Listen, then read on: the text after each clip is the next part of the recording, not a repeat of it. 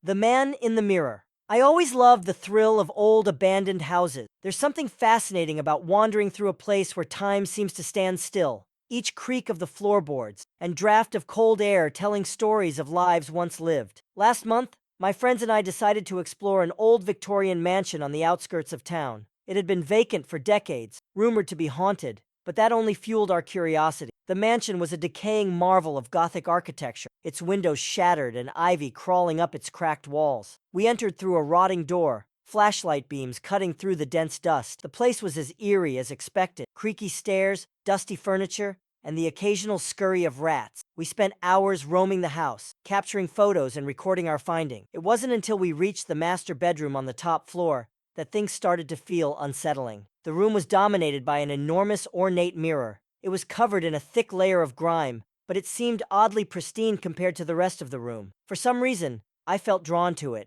The mirror was framed in elaborate gold, its surface reflecting the dim light of our flashlights in a way that made it seem almost alive. As I wiped the dust away, a chill ran down my spine. The reflection showed the room behind me, but there was something off, an extra shadow, dark and shapeless, lurking just beyond the edges of the room in the glass. I thought it was a trick of the light, or perhaps my imagination running wild. I mentioned it to my friends, but they laughed it off. We joked about the ghost stories we'd heard about the place, but my unease persisted. I couldn't shake the feeling that something was wrong. Later that night, after we had left the mansion and were back in the safety of our homes, I reviewed the footage and photos we'd taken. When I came across the images of the mirror, my blood ran cold. In every single photo, the shadowy figure was there, hovering in the reflection, but never visible in the actual room. That's when things started to get really strange. Over the next few days, I began to notice a figure watching me from the edges of my vision. It was always fleeting, a dark shape slipping just beyond my sight. I thought it was stress or exhaustion until I began to see it more clearly. The figure was identical to the shadow in the mirror, a tall, gaunt man with hollow eyes and a face twisted into a grotesque grin. One night, as I lay in bed,